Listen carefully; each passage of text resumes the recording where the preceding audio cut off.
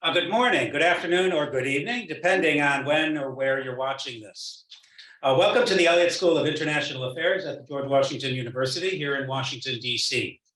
And to a book launch titled Hope Over Fate, Fazle Hasan Abed and the Science of Ending Global Poverty. My name is Steve Suranovic. I'm a professor in the economics department here at GW, and I'm the director of the Institute for International Economic Policy, or IIEP, as we like to call it. I'm also the director of the university's Global Bachelor's Program, an exciting study abroad program for undergraduate students. I'm delighted to welcome you to an informative and interesting discussion and conversation between my colleague, Professor Stephen Smith, and the book's author, Scott MacMillan. In a moment, I'll turn the podium over, but I do want to take a few minutes to thank IIEP and our executive circle of supporters for helping make today's event possible. To our IIEP staff for their support of this event, including Kyle Renner, our institute manager who directs all of the background activity, and especially to Stephen Smith, who knows Scott and who helped organize today's event. For those of you who don't know us, IIEP is located here at the Elliott School, and we are a cross-school interdisciplinary research center. Our objective is to serve as a catalyst for high-quality research on policy issues surrounding economic globalization, which we interpret rather broadly to include international trade, international finance, development economics, poverty studies, climate change, and economic policy more broadly. We've also had quite a focus on both China's economy and India's economy over the years, running major conferences on these issues. During the last 2 years, we've been very busy here at IIEP with over 175 events that you can find on our website. We have a number of upcoming events, which I will not mention now, but you can find on our website at iiep.gwu.edu. Also, recordings of all of our older events, as well as this one, can be found on our YouTube channel at IIEPGW. So without further ado, I'm going to pass on the mic, but we're going to see a short video first, I think, and looking forward to the event. Thanks very much.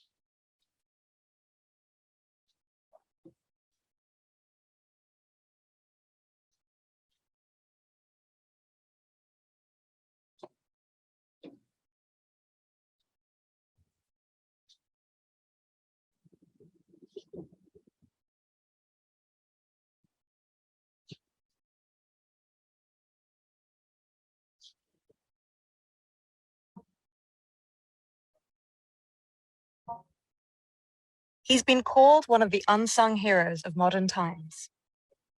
Fazle Hasan Abed was more than just a mild-mannered accountant. As a young man in the early 1970s, he had a corporate multinational job in finance. He could have stayed on that career path and led a very comfortable life. Instead, in 1972, confronted with war and natural disaster in his homeland, he quit his job and founded BRAC, originally the Bangladesh Rehabilitation Assistance Committee. People died because they were poor. And I thought that the kind of life I was leading at the time working for Shell Oil, I thought that this life is not really something that I'd like to pursue. I'd like to pursue something else. In the decades to come, BRAC would become massive, reaching 100 million people in Asia and Africa. It is known as one of the world's most effective anti-poverty efforts. Abed avoided the limelight. He preferred to let his work speak for itself. Microfinance, community healthcare, education, humanitarian aid, and more. What links these diverse programs together is Abed's lifelong conviction that hope itself can help people overcome poverty. He saw that poverty was not just a lack of money or skills. People remained trapped in poverty, in part because they thought things could never change. They thought it was their fate to be poor. So Abed started by changing this mindset. He gathered people in small groups to talk about their problems so that together they could confront the injustices that held them back. They began to understand that a better world was possible and that they themselves had the power to build it. This is the power of hope. Millions of people planning for the future, saving and investing, girls filling up classrooms, women starting their own businesses. BRAC is known for its entrepreneurial approach to tackling poverty. It is known for being efficient and effective, but it is far more than that. The legacy of Sir Fazle Hasan Abed is the triumph of hope over fate. Life is for a short period on earth, and I would like that short period that each of us have to be as happy and as productive and as meaningful as possible.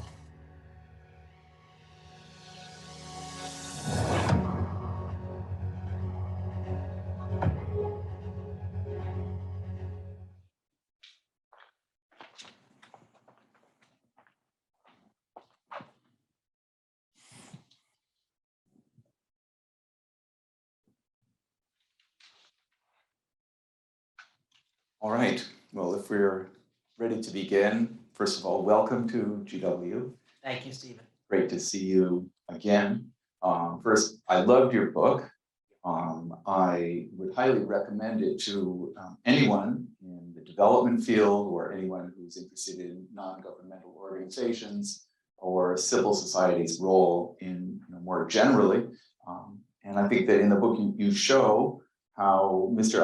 Abed Bhai, as I can't resist calling him out of respect, and his organization became the NGO that is almost every year ranked as #1 in the world on the ratings. I think the video we saw was in some ways too humble in that regard, quite remarkable, and doing so overcoming a very difficult environment in almost any way that you could think of it, and playing such a role in bringing Bangladesh from being the second poorest country in the world from some measures to now being considered a lower middle income country.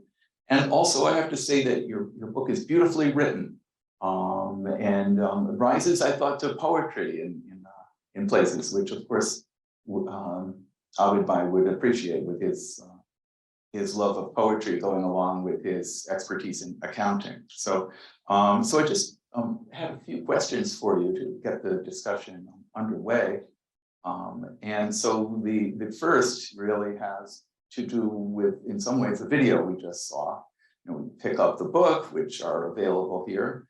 And so that hope over fate is the words. And there's many ways in which one might think of NGOs or economic development, but the words are also very strikingly modern, even though the roots of what you're talking about go back to the early 1970s in the way that it's evocative of behavioral economics, which has become a major trend not only in economics but in general in the design and implementation of poverty programs.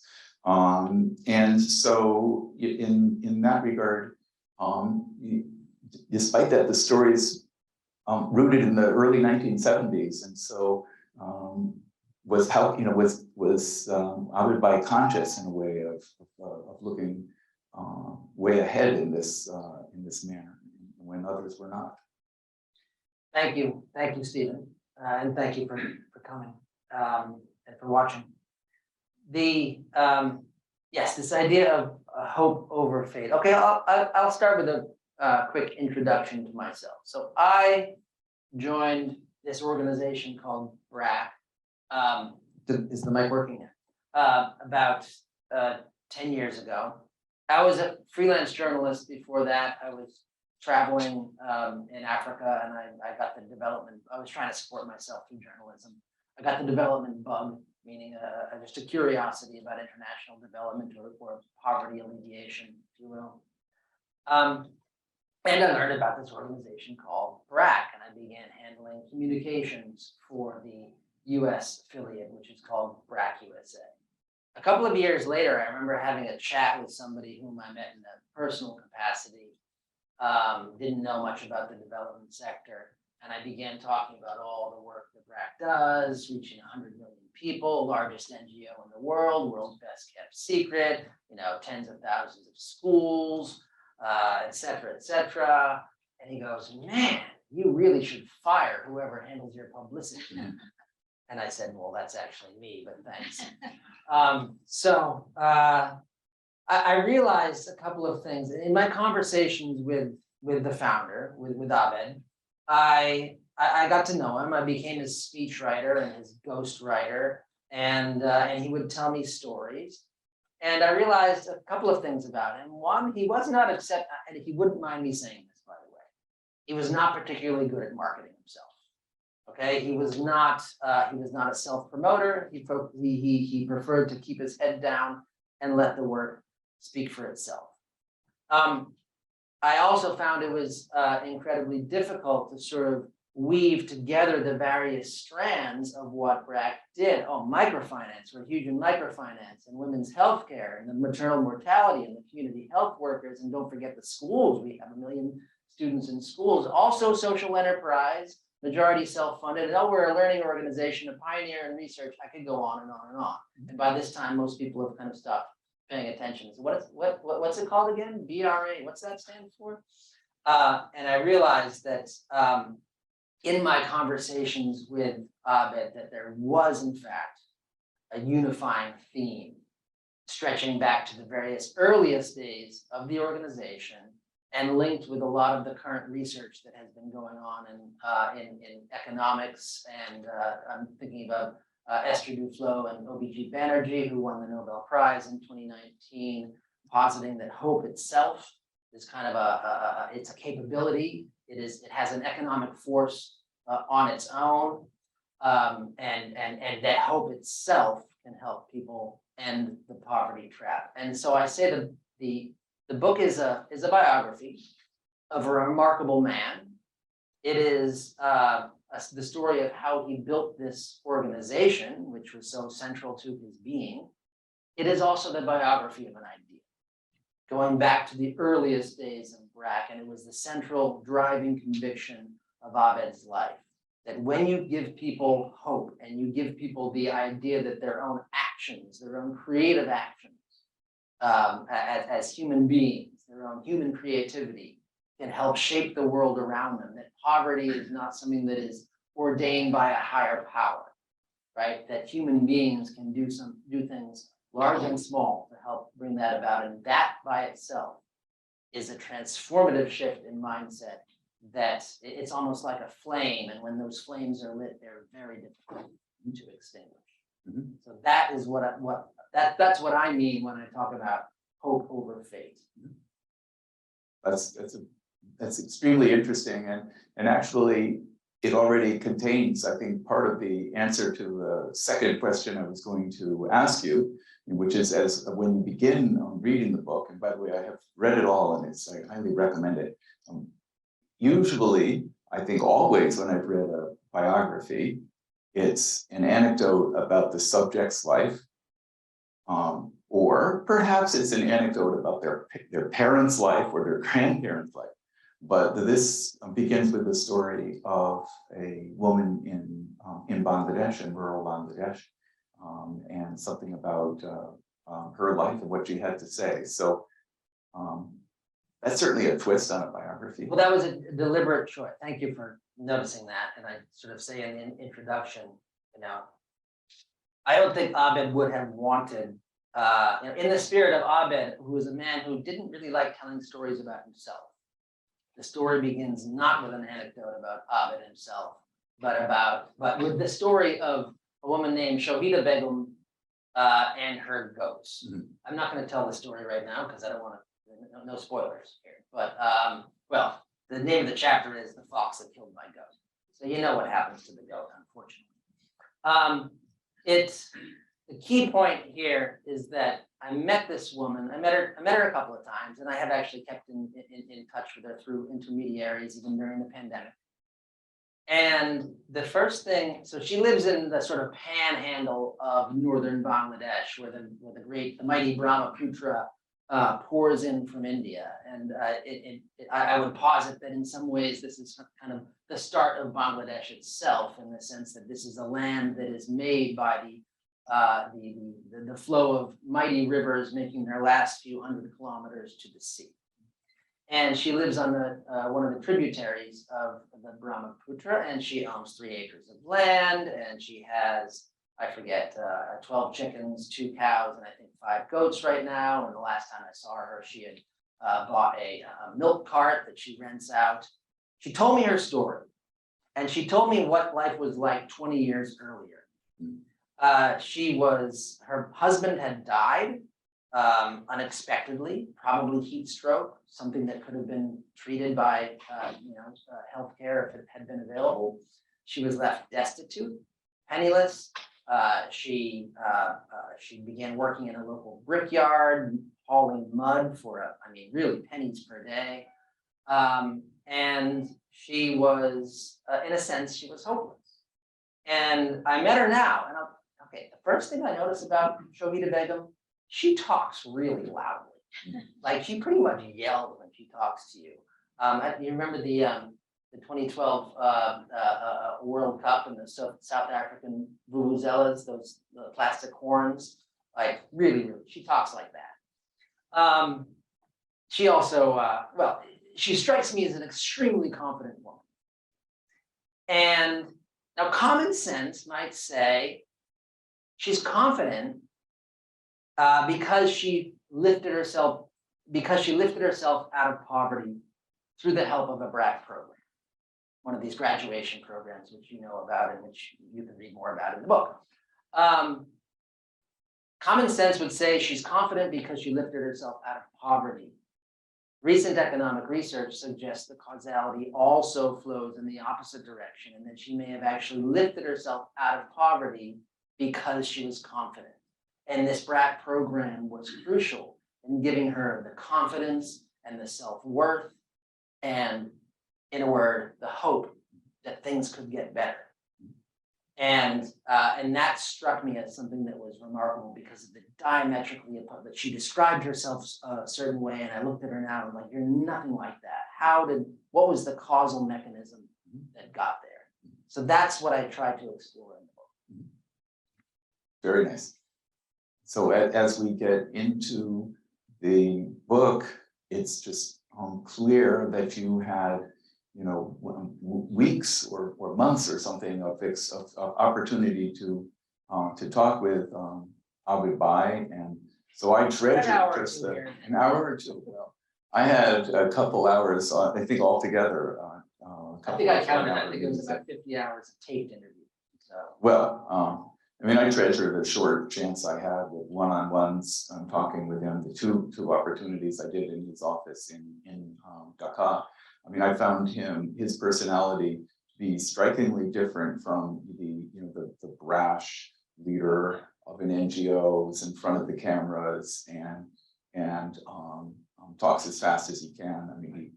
I would ask a question, he'd ponder it. He clearly was thinking a lot about it, but clearly had thought a lot before. He put it very precisely in a soft-spoken way to make sure it was clear, and then he left it there. And then it was really important that you listen to what he had to say and pause yourself, because there would be layers in it and subtlety to it and a lot of wisdom in it. And that's what I found. And I'm wondering, was he always like that? Could he keep that up for 50 hours or whatever? He had always, and I spoke to people that knew him in the 1970s, before he was all that famous. And they said this was, he was in his element.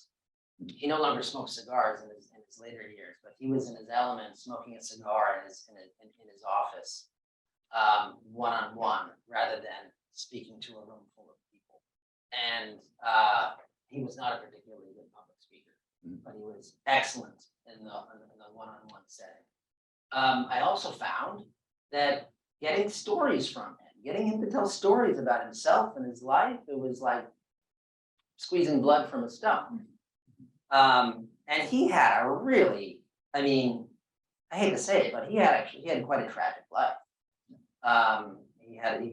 He eventually opened up and told me stories about his life in London in the 1960s, sort of swinging London, and he was part of that scene. He had a girlfriend at the time that ended tragically. His first wife and the mother of his children, and they were kind of at the helm of BRAC together.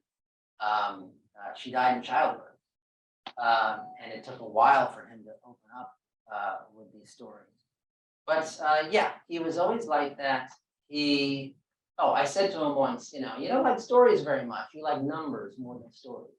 And he kind of corrected me, young Padawan. It's the numbers that tell the stories. Right. So that's how he viewed it. And he could tell stories through numbers. Right. Yeah. Also very modern in the care that we try to take these days in evaluating programs. And indeed, I don't know how well it's known. Abed began as an accountant, and he studied accountancy. He loved the field. He was a successful leader of accountancy in a multinational corporation, which is remarkable in a couple of ways. First, I think there's a lesson there. I will often have students who will say, "Well, I'm interested in NGOs. I'm interested in microfinance. What should I do?" Sometimes I said, "Have you considered taking a couple classes in accounting?" Never has the answer been yes. I mean, not just never taken one, never even really If I considered could it. jump in, So I was at UNICEF headquarters several years ago now, and a young person approached Abed and said it's something. It wasn't specific to microfinance, but I'm interested in a career in international development. What advice would you have for a young person like me? And can you guess what he said? plastics. Good guess, actually something close. He said, spend a few years in the private sector first. Right. Very good. Yeah. Right? Uh-huh. 'Cause that's what he came from. Yeah. And he had no patience for soft and squishy things, if you will. Soft, vague, he sometimes used phrases like, oh, soft-hearted development workers, they don't really, we have enough of those, right? What we don't have is this private sector expertise that he brought in, and this managerial expertise, how to motivate people, how to organize people, how to run operations at scale. This is what he learned. He was at Shell Oil, right? So you want to talk about a big, ugly multinational corporation. Sorry, Shell Oil, but that's what it sounds like. He used to say, but I didn't see it as ugly. I saw it as efficient. And there was a phrase that was common, of course, in the development circles in the 1970s. Small is beautiful. And he said, small might be beautiful, but big is necessary. Scale is necessary. Anyway, I jumped in. No, very, very famous to the extent that Abed ever had a slogan: "Small is beautiful, big is necessary," and he really showed that it was he showed it was possible at scale upon scale, right?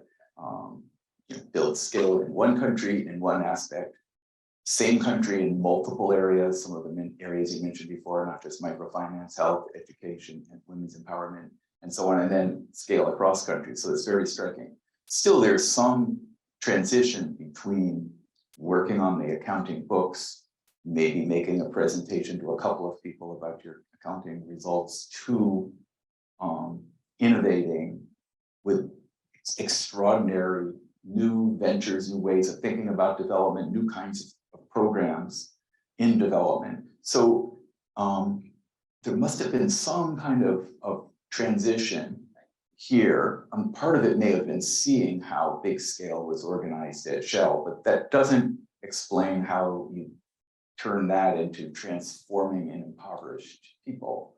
So what triggers this? There were a couple of moments that one could call that he described as moments of awakening. The first was, okay, so he spent some time in his youth in London, and he dabbled in the arts, and he was a bit of a dilettante. He was taking accounting classes, and then he got this job as an accountant, or he got a job in the finance department at Shell Oil in Shell, Pakistan, right, in the city of Chittagong. And he quickly rose up to head the finance department. In 1970, November 1970, to be precise, the Ebola cyclone, BHOLA, Ebola cyclone, struck what was then East Pakistan. And it is to this date one of the deadliest natural disasters in recorded history. And Abed said to me, I always had a hankering, use that word I remember, I always had a hankering to do something for my country, but I never really knew how. And when the cyclone struck, And the news began to trickle in of survivors, a handful of survivors here and there on these outlying islands where everything had been destroyed. There was no food whatsoever. He thought, okay, maybe this is my moment, right? I have this job at Shell. I can requisition speedboats. I can organize things, right? I can organize things from behind a desk and get things on the boats and make sure that the thing is operating smoothly. And there was a moment when he finally said to himself, a few weeks after the cyclone, this is key, a few weeks, maybe 10 or 11 days after the cyclone struck, he said, I'd like to visit the affected areas for myself. And he got on a German helicopter and he flew out to the island, and he said, in the shallow waters of the bay surrounding the island, he could see nothing but bodies. And it was humans and animals mixed together. And he just said, in that moment, everything in my life seemed worthless. Everything I had done up until now seemed purposeless. And that was the moment when he really began to not just see things in a new way, but do things in a new way.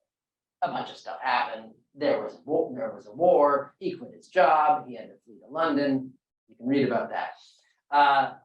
The second key moment of awakening for him was actually when in 1974, somebody slipped him a copy of a book called Pedagogy of the Oppressed by Paulo Freire, a Brazilian educator who had developed a radical new methodology for teaching people how to read and write through a dialogue-based method. And he said, that really changed my outlook. It came at a key time where he was facing setbacks and failures in the first couple of years of BRAC, and he became a Freirean, so to speak. And he would actually, Paulo Freire was an intellectual superstar in the 1970s. Everybody would have heard of him. Now I think his star has somewhat faded, but to his dying day, Abed would have considered himself fundamentally a Freirean in that. And I think that is key to the outlook of what the message that is described in the book. That's very interesting. And so I guess that Abed was conscientized before he started conscientizing others. From what you said, it's really quite interesting. It's still a fascinating book, Pedagogy of the Oppressed. And so the process hard to read, very hard. It's you have to be patient. Yeah, maybe some translations are better than others, perhaps. But nonetheless, the learning that you're getting at that went on among people in villages who were together, and the schools that resulted from this, is important. And also it brings to mind the famous characterization of BRAC as a learning organization. I'm not sure whether BRAC characterizes itself this way, but others who've observed it have. And so this really extraordinary, right? That BRAC really doesn't just talk the talk, they walk the walk of our failure stories are absolutely as important as our success stories. And we're not afraid to talk about them. In fact, we'll go out of our way to talk about them because it might help us to do things better. And so from Abed, this seemed to just come naturally as sort of part of his personality. But I mean, to what extent do you think that he was aware of how extraordinarily rare this was? Just, rather than just, well, the normal way, of course, everybody wants to talk about their mistakes so we can do better. Well, there was a sort of the foundational myth of BRAC, one of them. It's not a myth at all, it's a foundational story. It began with a small relief grant from Oxfam. And Abed had this plan it wasn't even development as such, it was just relief, giving people food and shelter, and nylon twine to rebuild their fishing nets. This was in an isolated pocket of northeastern Bangladesh. And he got a grant from Oxfam, a few tens of thousands of dollars, I forget how much. I want to say about 50, 60. and managed to achieve all of the project goals, and still had about $12,000 or $14,000 left over. And he wrote to Oxfam and said, well, the project goals have been achieved. I suppose I should give you your money back. And Oxfam was like, well, that never happens. Nobody ever ends a project under budget. Right. So we would suggest that you keep that money and apply it to your next project. Now, put a pin in that. In his mind, when he started BRAC, it was going to be a temporary relief effort to get people back on their feet, and then probably he would go back to a comfortable life in the private sector. And he began working with people and seeing their problems, and basically realizing that relief is not going to cut it, right? I mean, what would you can replace some fishing nets, you can give people their houses back, but they're going to go back to the lives they had before. What? And the nation had just fought a war of liberation. A war of liberation. What could the promise of liberation mean to people in such destitution? Not a whole lot. And he would use words like emancipation and liberation, right? The war of the Bangladesh War of Liberation was really, BRAC is in many ways a product of the Bangladesh War of Liberation and its unfulfilled promise of emancipation from exploitation. So the key moment. So yeah, so put a pin in that. Oxfam said, keep it for your next project. And I always thought to myself, I think it's commonly thought that that's when he realized that he could go on. He confessed to me, I didn't want them to give back the money. I didn't know until I wrote to them offering to give back the money so that I could get another grant. Right. And it worked. It worked. And people really respected that transparency. And that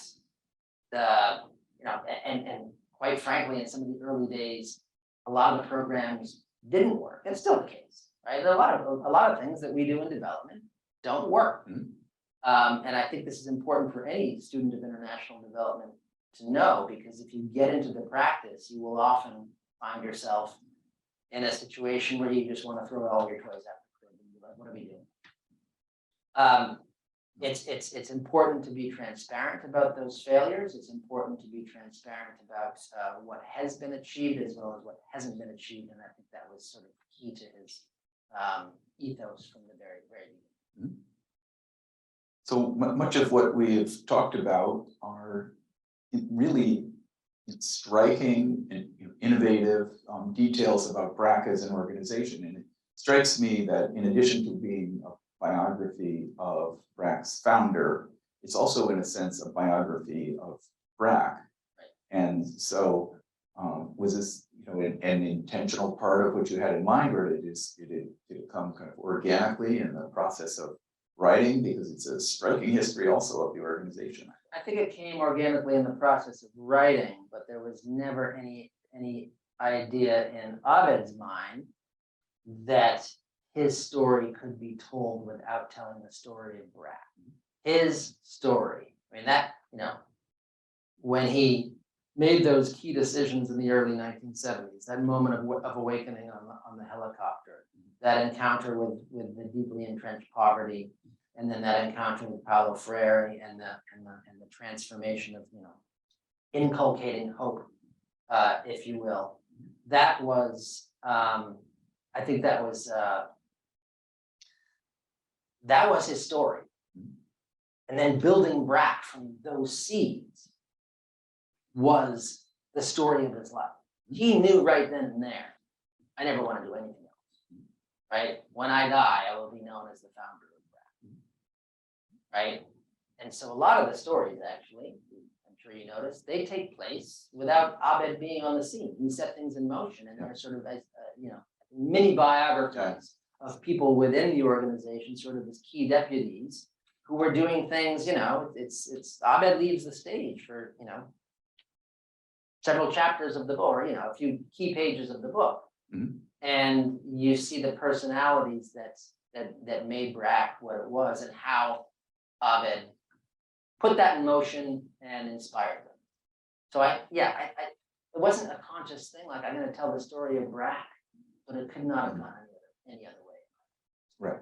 Yeah. And I also found those mini biographies, which is how I, imagined them while I was reading them, really striking. They're short, but I happen to have met some of those people, and knew them a little bit. Sometimes I don't had for a long period of time. I learned a lot about these people, but it's not just that I met them. I think that there's so many really fascinating people from who joined the organization, who worked with Abed for many years, and just seeing how they thought about things from the inside. It was very striking, and I think if you work in development, you might learn from those. Aminul Alam, for instance, one of his chief deputies, he was called the field marshal of BRAC. Mhm. Polar opposite in some ways, personality-wise, to Abed. He would shout at people. He still has a reputation. He died more than 10 years ago, and he is still spoken about with fear and reverence within BRAC. And so you do learn a little bit about the interplay of personalities. What is an organization? It's just an interplay of personality. Another thing that I will add very quickly is he didn't hire people based on their CV or their experience or their qualifications. He mainly hired people for what he saw as their potential. And so there was a point in the 1990s, I would say, when BRAC was already known as the largest NGO in the world, and most of his key deputies had never worked anywhere else. Yeah. And not only had never worked anywhere else, but had very little formal expertise in their domain area. Much as Abed did not have formal expertise in the area of development when he started BRAC. And so people do sometimes ask, like, what's the secret of BRAC's scale? Aliens come to Earth and say, why did BRAC go to scale when no other non-government or non-private sector organization managed to do that? I'm sure there are various explanations that could be given. Population density of Bangladesh, maybe. A great man at the helm. Well, he didn't believe in the great man theory of history, so I'm not sure he would go for that. I think a lot of it has to do with the people that he hired. He hired them because of their potential, and they didn't have that much experience. So when he told them to do things that other people might say were impossible, they didn't know enough to say, no, I can't do that. So Yeah, right. they might have put up a fuss, but in the end, they went ahead and did it anyway because they didn't know better. And I think that's one part of the answer. That's how BRAC got to be so big. That's a fascinating insight. A lot of food for thought there. Naturally, I've got other questions, but I'd like to give an opportunity at this point if someone here has a question. And I believe that Suranovic has a question. I guess that they're bringing a mic to you. Hi, thanks very much. So I want to go back to the title of Hope versus Fate and just ask a little bit more. It's one thing to it's a great concept and idea, of course, to sort of lift oneself out of poverty. You've got to be hopeful and believe that it's possible. And so being able to inspire individuals that they have hope and can do something is important, but there has to be a mechanism as well. Yes. And so I'd like you to speak a little bit to the mechanisms, especially in the early stages. What were his ideas that were sort of unique and were not being sort of undertaken by other development organizations that enabled BRAC to grow up to the size and to the influence that it had? Because you've got to offer more than just hope. You've got to have a mechanism. You've got a way in which people can rise up above that. And so if you could speak to that, I'd appreciate it. Thank you for pointing that out, because it's actually, and I say this, I think in one of the first chapters, it's a dangerous concept. It's a misleading concept and possibly even a dangerous one. This idea that, hope is really the X factor, or hope is all you need. No, if anybody ever says that, I will shoot it down. Hope is not all you need. You cannot buy a loaf of bread and hope. You certainly cannot feed your family or lift your family or your community out of poverty. Coming out of poverty is more than just a pep talk. right? You have, and a lot of the hopelessness is learned because of lack of opportunity. So what are the opportunities? Abed would often speak about the enabling conditions. What we're really doing is creating the enabling conditions for people to empower themselves to take control of their own destiny. So what are those things that are lacking? Some of it is economic, credit, availability of credit. And you get to learn these things by sitting down with people in small group discussions and saying, okay, what are the obstacles that you face? Village moneylender, classic, villain in the BRAC story, right? Usurious interest, and it was all part of this corrupt nexus of rural power structures where the moneylender in connivance with the landowners and connivance with the police were basically exploiting the land. And to break through that power, that I want to say evil, but that kind of villainous nexus of power, what did you need? Well, you needed credit for one thing. You needed affordable credit that was not tied to exploitative practices. So that became microcredit, right? That is what became microfinance. Healthcare, right? One cannot be hopeful about the future, or it is very hard. There are economists in the room, so I have to qualify my language. It is more difficult to be hopeful about the future if one knows that one's child has a 1 in 5 chance or 1 in 4 chance of dying before the age of 5. And that is something that people implicitly knew. And and mothers just, for centuries thought there was nothing really we could do about it. So Abed looked at the science, not just the science of the human gut, but also the science of delivery, and said, actually, there are solutions. There's one particular solution, a quote unquote simple solution, which is a particular mix of water, sugar, and salt, oral rehydration solution that you can feed to a child, administer to a child who is suffering from potentially fatal dehydration. If you know the ingredients and the exact proportions, these ingredients are widely available in villages, and it's simply bringing science to where the mothers are, right? Bringing science to the people. And he developed a mechanism to he incentivized the trainers and developed a mechanism to essentially go out throughout the entire country, teaching people. There was no mass media, right? So it was going door to door. And essentially BRAC taught 13 million mothers how to make their own oral rehydration solution to save the life of their dying child. And if you think about that for a second, what is more, I mean, it was a triumph of good management. It was a triumph of science. It was also, in some sense, just the pinnacle of human empowerment, right? Because think about like this idea that, oh, my child is suffering. My child might die. Finally, there is something that I can do about it. That by itself, I think, is transformative, and it unlocks all sorts of other, what we like to call health-seeking behavior. So I focused on 2 of the mechanisms. One was credit. One was, healthcare, oral rehydration. There are myriad more, but the point is, you're absolutely right. Hope is not enough.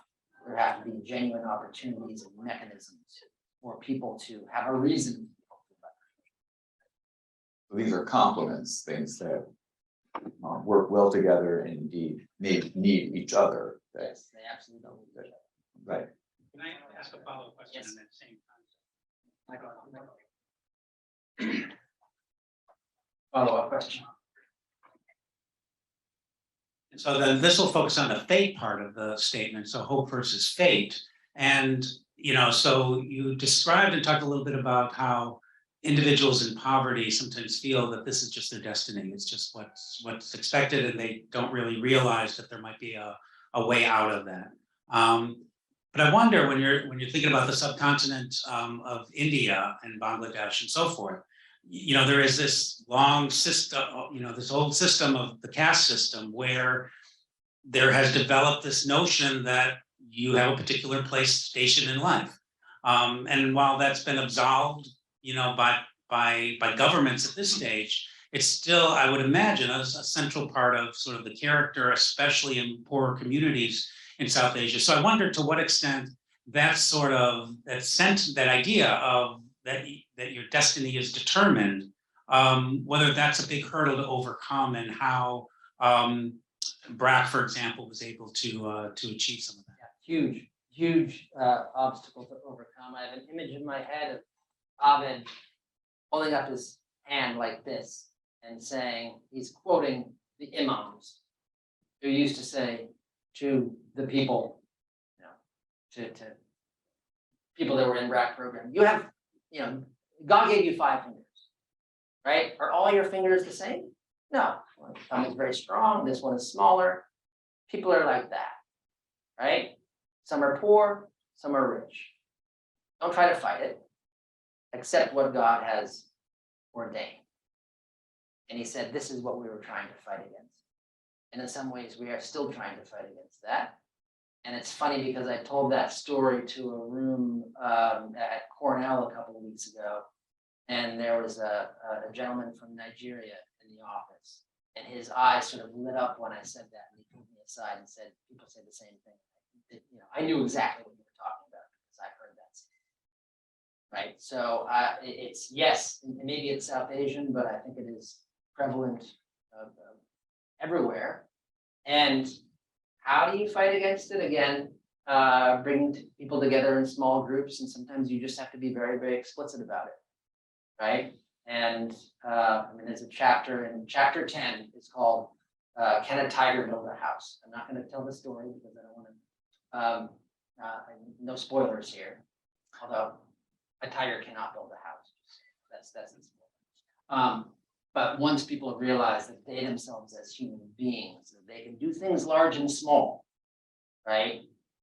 It starts with that. There are things that we can do, however small. I would add one thing. I think that has universal application, and I think it has relevance in our own lives. And I think the science would probably back us up on that. There are all sorts of reasons to be hopeless in the world today. Go on a YouTube video and learn how to build a box with a saw, or if that's too complicated, plant a tree or mow the lawn. Right? There are things that we can do to build up our environment, to build things and exercise our creative capacities as human beings. Abed often quoted Shakespeare. In Hamlet, humans are the paragon of animals. It was because of our capacity to create. So making people conscious of that capacity is a key ingredient in positive social. That's very, very interesting. It goes in a very interesting way beyond the notion in some of the microfinance sector that everyone is an entrepreneur, which I don't think is true. It would be a sad world indeed if everybody had to be an entrepreneur, because right. a lot of people are entrepreneurs by necessity, not by choice. Right. Right. But everyone is born creative. Yes. Not necessarily born an entrepreneur. So I like that way of framing the matter. It's hopeful, we could say. Are there other questions? Yes, we have one. I'm going to take this. Thank you. It's really interesting. Can we get? There's a question. Someone We're going to come wait. We're going to wait for the microphone, otherwise it Oh. won't be recorded by the. Sorry. We want people to hear by the online. people at home. Got another audience. That's it. Hi, I'm Amy, and I work in basically writing and editing. That's my question. 2 questions. It was really hard. Yeah, I was going to ask. I'll just do them both. They're separate. A moment of hope while writing, a moment of despair while writing, and what is your next project? My gosh.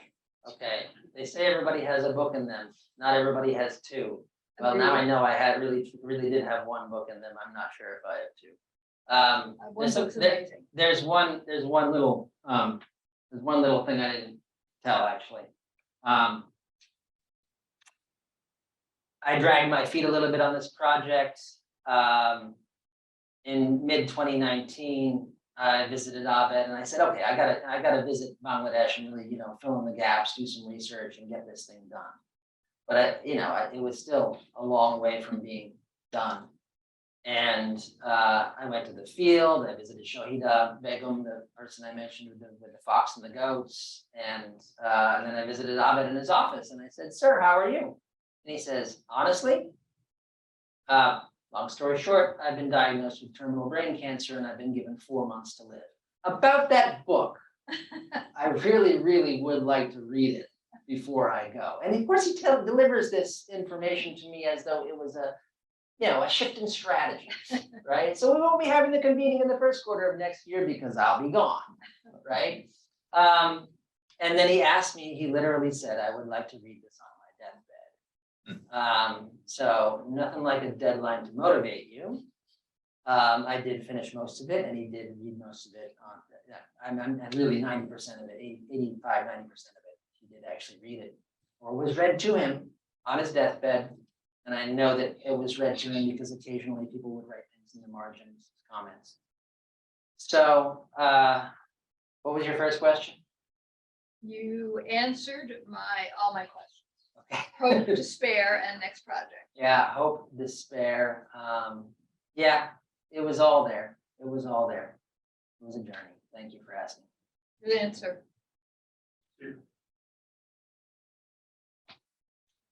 Another question. So we have a question from online, which says, could you address Abed BRAC relations with the government of Bangladesh?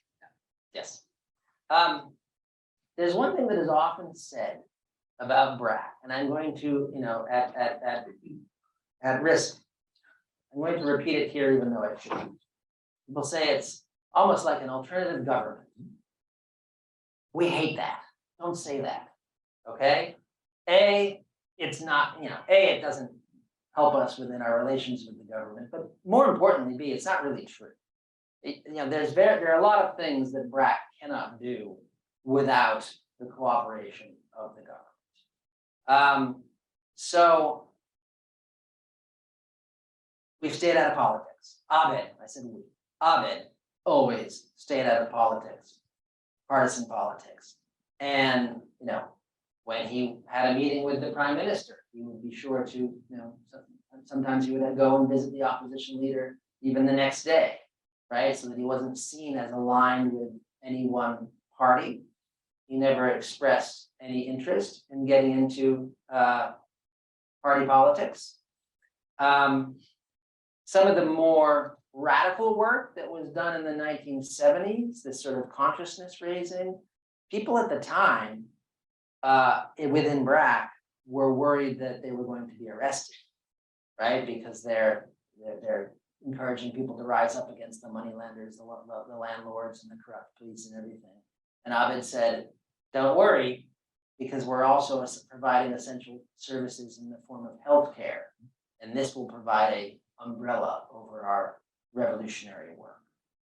So, the answer to the question is being tactically wise, really. Do not align yourself with anyone. You can align yourself with the technocrats that are delivering services, but don't align yourself with any one party over another. And I will say that at Abed's funeral, along with the 10,000 people that showed up at the stadium, were representatives of both of the major political parties, and that never happens. Like, they are not even seen in the same space together. So it was deft, put it that way. That shows remarkable peacekeeping personality capabilities, because you want some separation usually between these two. No, I think that's very interesting, providing an essential health service. Clearly, the government at that time was not able to do so. So there's of course a natural space for civil society and for NGOs somewhere between or in relation to government and the private sector. And one or two of those are falling down on the job, so to speak. They're comparative advantage, if you want. It's natural for an organization in the third sector to help fill that space. Usually doesn't happen efficiently. In the case of BRAC, it happened strikingly well. Are there other questions? From anyone? You have a question over here? So in the international development sector, you clearly distinguish between Abed Bai's business-minded managerial background in contrast with the more, like you said, starry-eyed, wishy-washy, common I didn't use those words.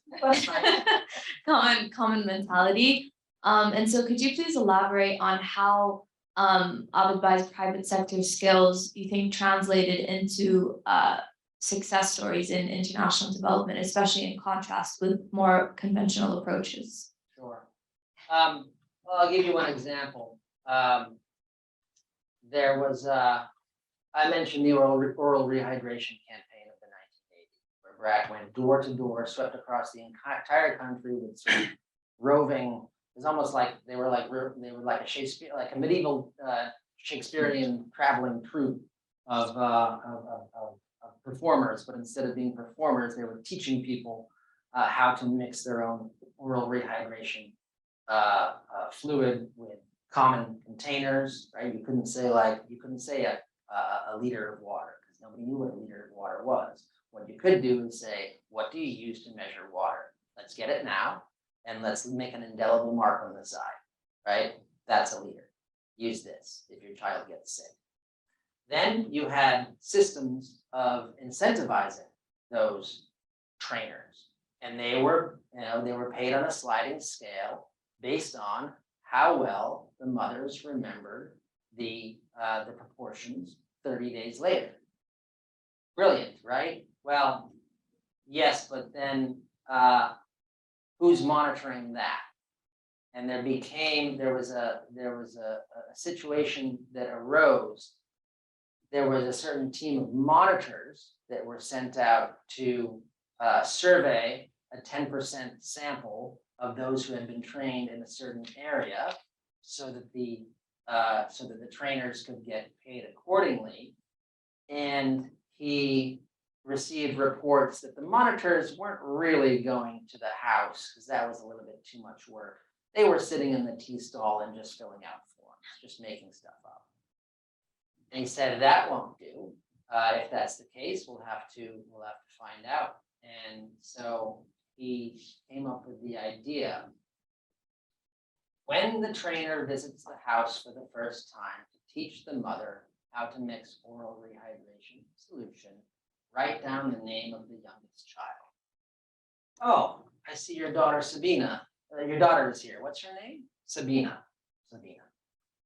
This gets hidden from the monitor when the monitor pays the follow-up visit. And the monitor has to ask the same question. What's the name of the youngest child in the household? And if the two names don't match, something's wrong. And he said, I had to sack a lot of the monitors, pretty much all of them. So that to me is it's incentivization is a way of, it's something that he got from the private sector. And it's a way of building systems that can scale up cost effectively. I hope that answers your question. I could go on and on. We talked about story about Donald Henderson who eradicated smallpox. Basically, he was asked, on the eve of the eradication of smallpox, what's the next disease to be eradicated? And he leans into the microphone, Dr. Henderson, and says, bad management. Abed believed very strongly in eradicating the disease of bad management. Right. Well, the famous Roman orator asked, who will guard the guards? And so here we have who will monitor the monitors. And it sounds like one of the innovations there is not just the many programs running from women's legal education to non-formal primary education, but to how to design an NGO for effectiveness. And so that's another unsung contribution, you might say. Well, it looks like we are very close to running out of time. And so I would just at this point like to first thank you very much for joining us, and but in addition, see if you have some kind of closing or summing up words that you would add to the discussion so far. There was key moment for me was, and I knew at some point in my conversations with Abed, I remember thinking, oh, these are really interesting stories. Somebody ought to write a book about that. I genuinely did not know it at first that somebody would end up being me. I would say the moment where I really thought like, wow, that is not something I've heard before was in, well, it's chapter 10. It's Can a Tiger Build a House? And I gave you the spoiler. Tiger cannot build a house, right? The animal can only adapt himself to nature. Human beings can adapt nature to suit their own needs through their own creative activities. This is part of the Freirean methodology that he had sort of chalked out and started doing in these very rural areas, very, very impoverished areas. And the process of human beings through their own creative activities, changing the world around them in ways large and small is the process of civilization itself. And whether or not you know this, we all participate in that process. And when he told me that, I thought, wow, somebody ought to write a book about that. And so here we are. So, And- thank you, Steve. And here we are. So not necessarily is everyone everywhere always an entrepreneur, but always creative. That's what distinguishes us. And if we can leverage that and facilitate that, somehow take away the barriers from people exercising that creativity, that may go a long way toward successful development in the deeper sense. So thank you very much. Having me. Thank you. Extremely enlightening. Thanks again for joining us.